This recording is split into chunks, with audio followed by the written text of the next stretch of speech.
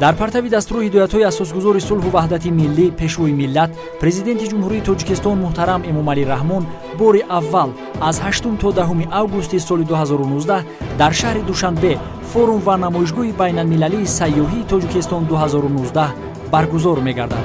дар кори форум ва намоишгоҳ намояндагони мақомотҳои соҳавии кишварҳои ҳамшарик, созмонҳои байналмилалӣ, ширкатҳои сайёҳии ватанию хориҷӣ, меҳмонхонаҳо, осоишгоҳҳо, истироҳатгоҳҳо ва коршиносони дохилию байналмилалӣ ширкат меварзанд.